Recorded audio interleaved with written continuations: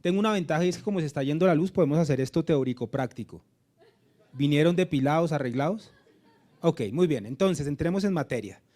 Creo que hablar de sexualidad generalmente tiene una connotación negativa, que es lo que yo quiero empezar a cambiar. Yo creo que normalmente las charlas terminan hablando de que las mujeres pierden la capacidad, la vitalidad sexual, y yo creo que cuando hablamos en negativo es cuando empezamos a decir esto no es importante. Yo hoy he querido empezar la charla por algo que es lo contrario, hablando de las cosas buenas que suceden durante la menopausia. Quiero ser objetivo y decir que no son la gran mayoría, quisiera que fueran la gran mayoría, pero realmente no lo son. Este es mi conflicto de intereses, estoy invitado por Chalber, estoy recibiendo honorarios por esta conferencia, pero voy a poner en evidencia lo que considero que la ciencia nos puede aportar y esto no ha sido modificado en ese orden de ideas. Esta imagen me gusta ponerlas mucho en mis conferencias últimamente y es muy seguramente algo que nosotros cuando pequeños jugábamos a jugar y a tratar de identificar imágenes en las nubes. Había gente que se quedaba simplemente con el imaginario, es una nube, y otra gente se metía a unos cuentos y unos viajados que veían dragones con colas y unas cosas así que uno muchas veces no podía identificar, pero muchas veces en la sexualidad lo que queremos es eso, ver más allá de lo que evidentemente nos dicen. Evidentemente hay unas dificultades, pero cuando nosotros entendemos el por qué, cómo y para qué está sucediendo eso, definitivamente podemos generar ayudas para nuestros pacientes. Esta frase me lleva a algo que quiero que quitemos de nuestro imaginario. No porque nuestras pacientes estén en menopausia tenemos que las pacientes tienen que tener una disfunción sexual. La menopausia, si bien es cierto, es un aumento en la prevalencia, no quiere decir que todas las pacientes tengan que tener una dificultad o una disfunción sexual. Miren ustedes, estudios muy grandes, este es tal vez el estudio más grande que se ha hecho con cerca de 30.000 pacientes, llegó a decir que hasta el 73% de las pacientes eran sexualmente activas, no coitalmente, pero sexualmente activas sí, intimidad y otros tipos de vinculación, y eso me pone sobre la mesa que definitivamente es un tema que nosotros debemos abordar y que no podemos romper al no involucrar o hablar de este tema con nuestros pacientes. Otra publicación bastante grande que llega a decir que hasta 1 de cada 5 mujeres tiene una vida sexual activa y que le interesa el tema de la sexualidad. Podemos seguir mencionando publicaciones como esta, en la que si sumamos las mujeres que mejoraron su respuesta sexual con las que no tuvieron ningún cambio, estamos hablando de un 40%, casi la mitad de las mujeres podríamos decir que no tienen una modificación en su respuesta sexual. Y eso me está planteando entonces que definitivamente es un tema en el cual yo tengo que seguir aportando para que estas estadísticas, estas prevalencias definitivamente sigan mejorando.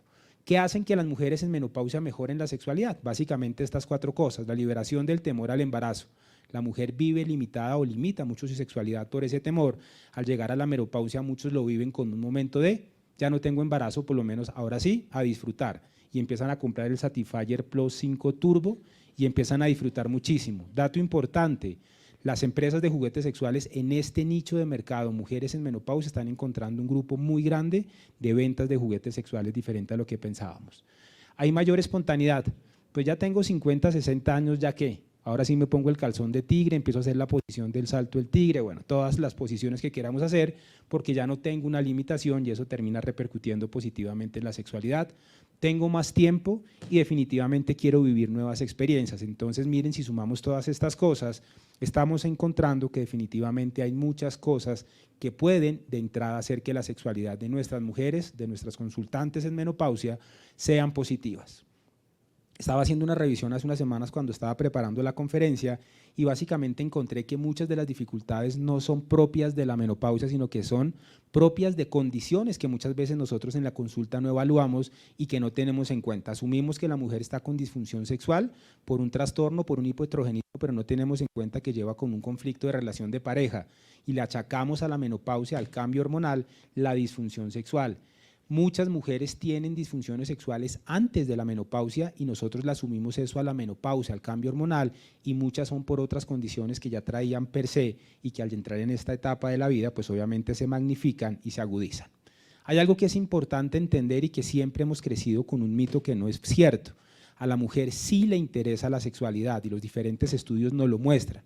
Esta publicación que ustedes están viendo dice que 1 de cada 2 mujeres considera importante el tema de la sexualidad, 1 de cada 2, y también hay un porcentaje importante, voy a hablar de los hombres, casi 1 de cada 2 dice que no es tan importante. Entonces aquí estamos rompiendo un doble mito. A los hombres también nos duele la cabeza de vez en cuando y definitivamente a la mujer le interesa el tema de sexualidad. ¿Y esto a qué me lleva? a que definitivamente tenemos que propender por hablar de sexualidad con nuestras pacientes. Subrayé ahí, este estudio se hizo en Estados Unidos, pero miren ustedes que para poblaciones hispanas el tema de sexualidad es más importante, es decir, para nuestras mujeres en teoría el tema de sexualidad toma y tiene un papel mucho más vital, por lo tanto nosotros deberíamos ayudarles. Hay un tema importante, ¿será que todos estamos satisfechos sexualmente? Quisiera hacer una votación, muy seguramente no les voy a poner en aprietos, en apuros, pero miren los resultados, cerca del 50% de hombres y mujeres no estamos satisfechos sexualmente, entonces nos encontramos dos grandes problemas.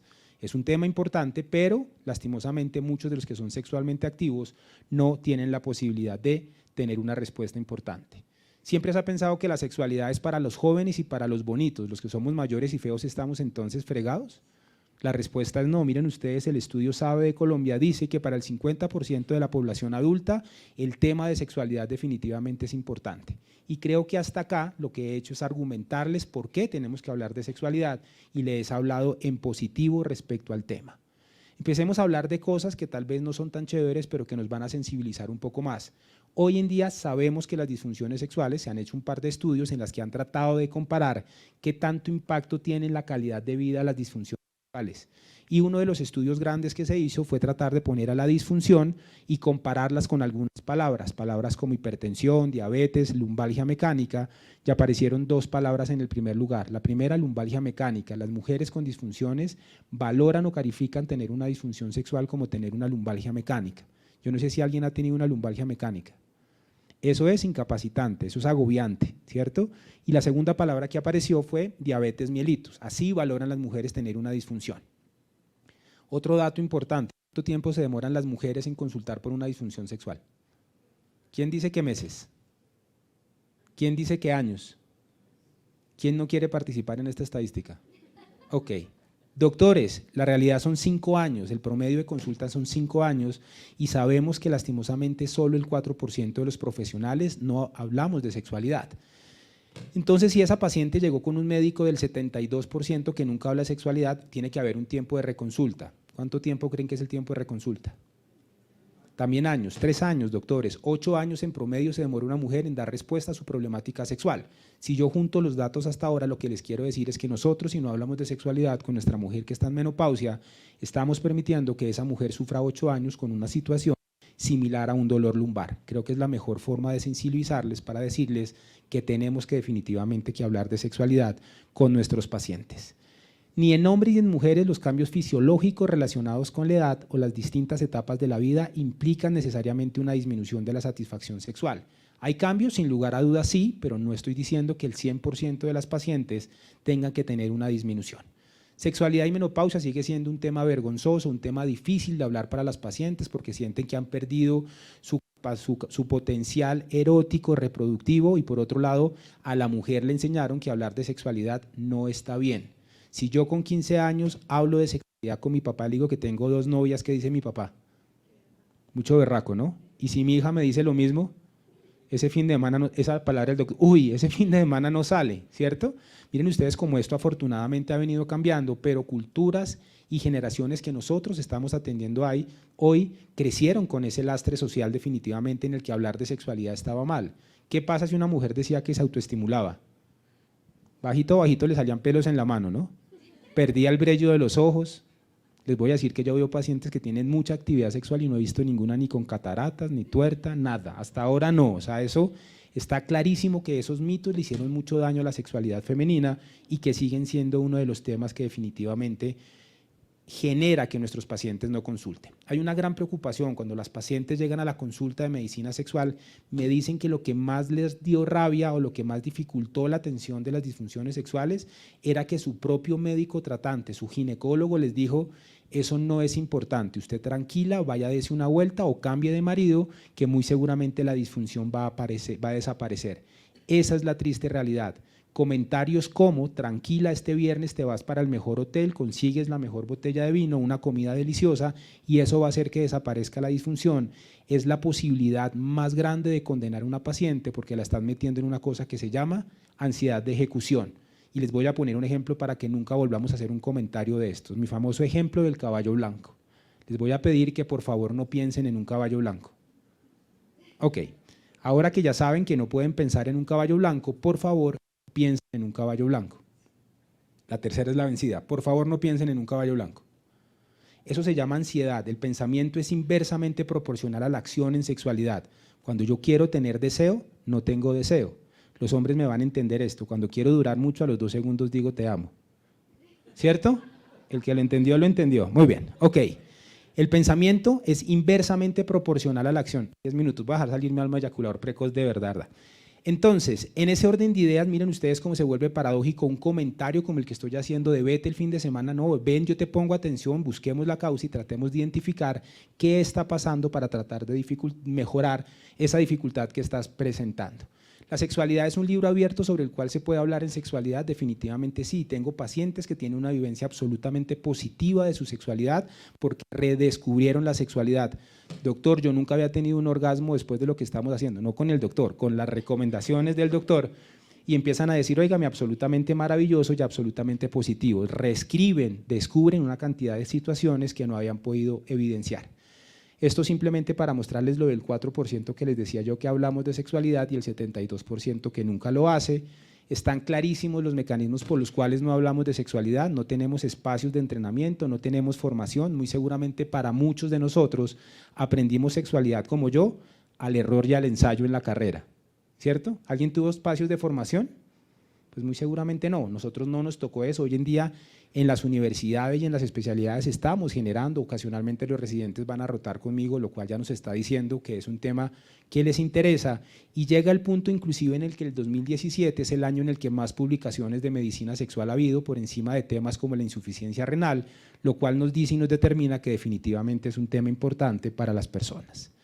Así la paciente quiera hablar de sexualidad, solamente, eso se llamó el estudio de los 5 minutos, solamente el 12% de las pacientes hablan de sexualidad. El estudio de los 5 minutos consistía que si a los 5 minutos mi paciente no me había hablado de sexualidad, yo inducía a la pregunta de sexualidad y en el mejor de los casos solamente se obtuvo un 36%. ¿Qué quiere decir? Que a pesar de que yo quiera, la paciente no tenga vergüenza, hablar de sexualidad sigue siendo una limitación. Hay algo también muy claro que hace que las pacientes en menopausia no consulten. Si bien es cierto la edad, los cambios hormonales, los cambios metabólicos y las diferentes condiciones hacen que la prevalencia sea más alta, también a medida que pasan los años la paciente siente menos angustia frente a la disfunción, es decir, se acostumbra a no sentir, se acostumbra a no sentir placer, a no tener orgasmo o a no tener lubricación, y como normalizada pues consulta muchísimo menos, por lo tanto pensamos que a la mujer le interesa menos, y no es que no le interese, sino que se acostumbró. La vergüenza, ya lo había mencionado, es una limitación muy grande. Un par de estudios para sensibilizarlos. En Alemania, 94% de los ginecólogos dicen el tema de sexualidad es un tema de nuestra competencia, pero menos del 32% tiene herramientas para abordar el tema de la sexualidad con las pacientes. Mismo estudio en Estados Unidos, reporte de menos del 40%, y mismo estudio en Suiza para tratar de comparar ginecólogos y médicos generales. Una cuarta parte de los ginecólogos dice yo puedo abordar el tema, ninguno de los médicos generales. Triste realidad. ¿Por qué comienzan las disfunciones sexuales? Básicamente por una alteración de la salud vaginal. Es un concepto que claramente ustedes tienen y que ejercitan todos los días. Sabemos que esa salud vaginal tiene muchísimas posibilidades de modificación y tal vez uno de los aspectos que más modifica la salud vaginal es definitivamente la menopausia, y podríamos decir que la perimenopausia. Siempre hemos asumido que los cambios de las disfunciones sexuales de la mujer en menopausia son única y exclusivamente por el hipoestrogenismo. Permítanme decirles que no necesariamente es así. Voy a hablar 2 segundos simplemente de la respuesta sexual normal. Me toca hablar de Master y Johnson, que fue el modelo anterior. Hoy en día tenemos el modelo de Rosemary y Bason, pero básicamente sabemos que hay un deseo, una excitación, que son las fases donde más alteraciones la mujer en menopausia tiene. A manera de recordación para entender por qué la menopausia produce alteración de la disfunción sexual. Si yo estoy hablando de deseo, estoy hablando de 3 componentes importantes desde el punto de vista biológico. Unas hormonas que son como la gasolina que mueve en el carro, es decir, lo que me permite a mí tener una respuesta sexual. Un órgano que se encarga de procesar la información, que es el cerebro. ¿Cuál es el órgano sexual más importante que tenemos los seres humanos? Y si uno es el negrito del WhatsApp. El cerebro, ¿cierto? El cerebro es el que me dice sí o no, el cerebro es el que me dice frente a la caricia de mi pareja, ¿qué dice el cerebro? No tiene dolor de cabeza, hágale. Pero el cerebro también es capaz de decirme frente a un estímulo que no es, óigame, no, si mi abuelita me hace una caricia, ¿qué dice el cerebro? Bueno, no falta el enfermo, pero normalmente, ¿qué dice el cerebro? Óigame, no, aquí no, es una caricia filial, aquí no hay posibilidad de nada más. Entonces necesito unas hormonas y necesito un cerebro, pero también necesito un órgano de los sentidos que me transmite y que me lleve la información. Si yo miro, y voy un poco más a profundidad, y miro los neurotransmisores, son todos estos los responsables de la respuesta sexual. Una imagen un poco densa a esta hora de la noche, y por eso es que es tan alta la prevalencia de disfunciones sexuales. Para que yo tenga deseo, tiene que estar funcionando todo eso. ¿Será que todos tenemos funcionando ok eso? Probablemente no. Hagamos un resumen. Existen 4 neurotransmisores que se encargan de producir la respuesta excitatoria: dopamina, noradrenalina, melanocortina y oxitocina. Cualquier producto, medicamento o sustancia que aumente las concentraciones de estas sustancias, básicamente me produce aumento de la respuesta sexual. Bupropion, por ejemplo, es un medicamento que aumenta la recaptación de dopamina y es un medicamento que off-label utilizamos para mejorar la respuesta sexual. No se trata de que salgan a comprar ahora bupropion, pero es un medicamento que nosotros utilizamos. Así como hay excitatorios, también hay inhibitorios. Opioides y serotonina, cualquier medicamento, sustancia o enfermedad que produzca un aumento de estos neurotransmisores va a producir alteración de la respuesta sexual. ¿Cuál es la queja número 1 de las pacientes en menopausia que toman inhibidores selectivos de la recaptación de serotonina? Disminución del deseo, y la explicación es esa: es un medicamento que me aumenta la cantidad de serotonina y por lo tanto estoy aumentando el neurotransmisor que me bloquea la respuesta sexual. Pregunta importante o dato importante: todos estos neurotransmisores y todas estas sustancias se activan gracias a las hormonas esteroideas. Las hormonas esteroideas, andrógenos, progesterona y esteroide. Encuesta: ¿cuál de esas 3 hormonas es la responsable del deseo sexual, doctores?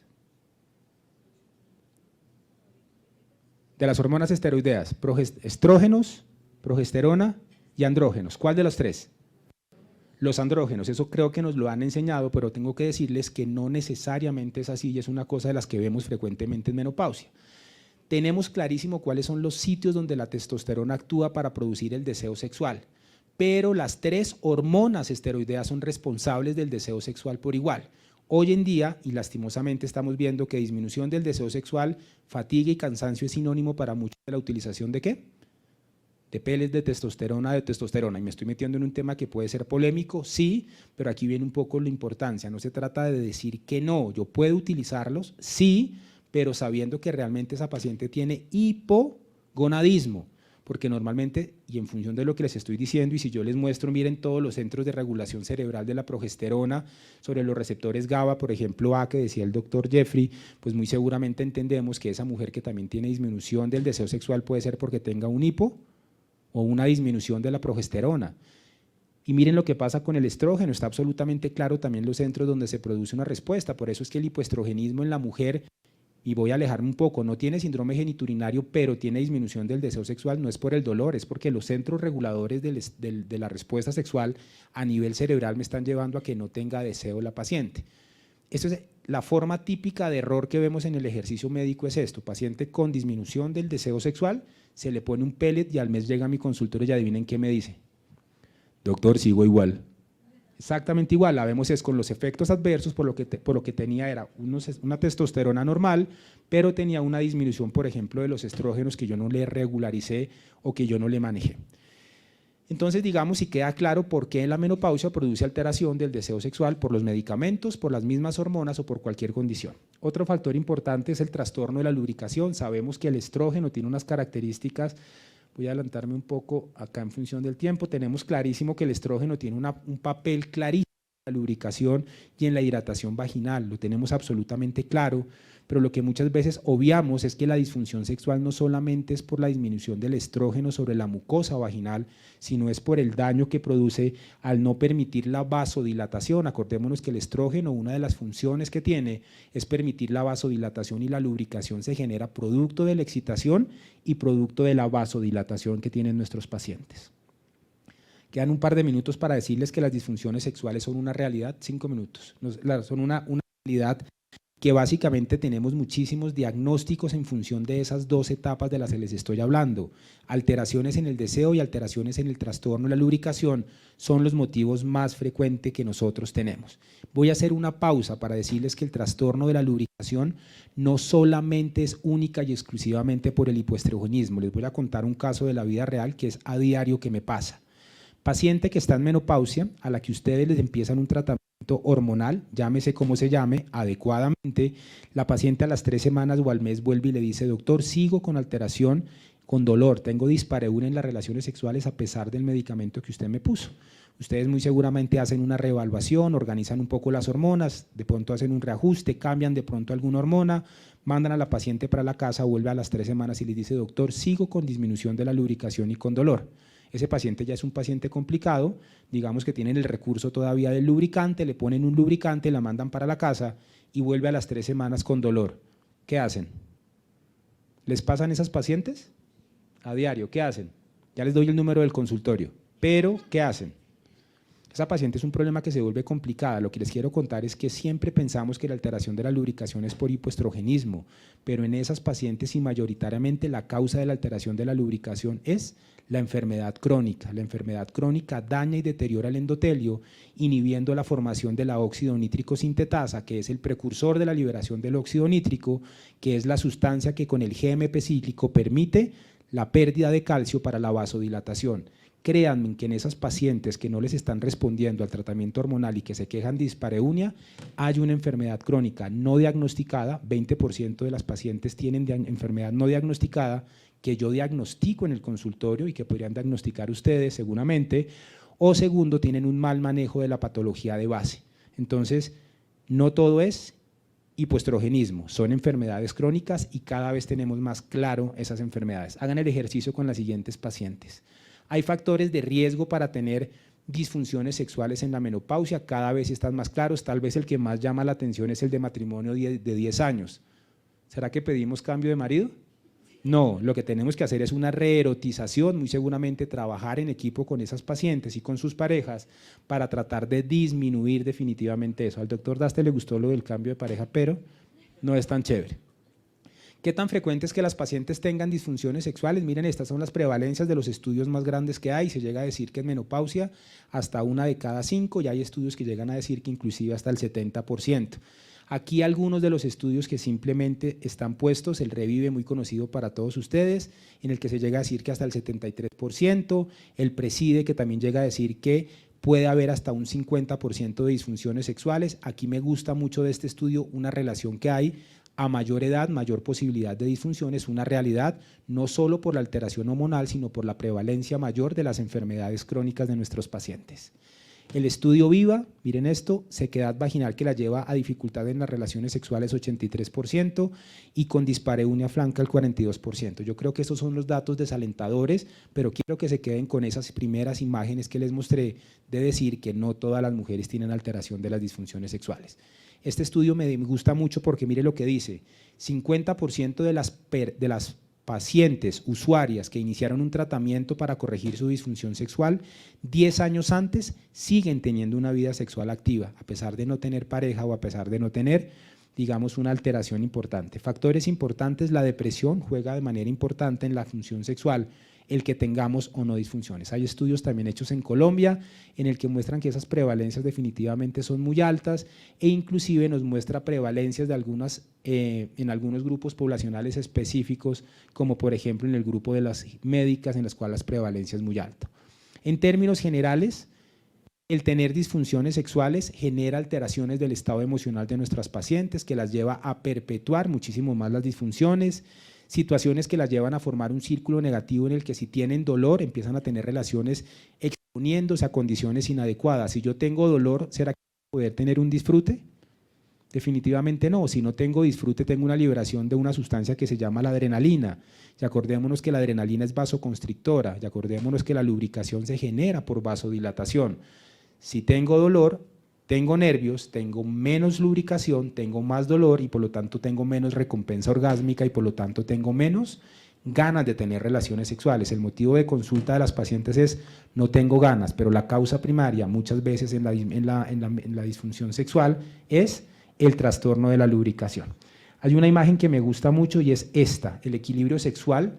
Acordémonos que el 50-40% de las parejas de mujeres que tienen disfunciones sexuales terminan también teniendo disfunciones sexuales. El estudio Closer puso de manifiesto esto. Miren ustedes, hasta el 70% de las parejas, hombres heterosexuales, terminan teniendo dificultades en su vida sexual frente a las disfunciones sexuales no tratadas de las pacientes que están en menopausia.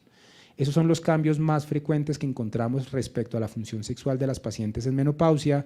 Hay algunas condiciones que no se modifican también en la menopausia, como dijimos, no todo es malo, hay unas condiciones que se pueden mantener, y sabemos que de cara a lo que tenemos que hacer es abordar la patología. Si bien es cierto no la abordamos directamente, podemos utilizar algunos cuestionarios como el índice de función internacional, que me permite identificar disfunciones y derivarlas con el médico que consideremos pertinente para poder tratarlas. Yo creo que este es un resumen de la conferencia que escuchamos ahorita de cada uno de los 3 conferencistas anteriores. Cada una de las medidas farmacológicas, no farmacológicas, nuevas tecnologías, terminan teniendo un impacto positivo en la salud sexual de nuestras pacientes.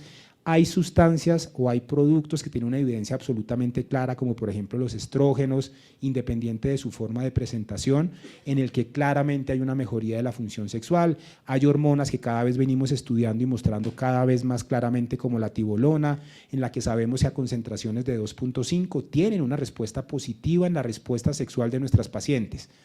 Estoy hablando de la paciente ideal. Yo no puedo darle tibolona a una paciente que tiene una coexistencia mamaria, pues tenemos clarísimo lo que puede pasar, primero la mama y después el sexo.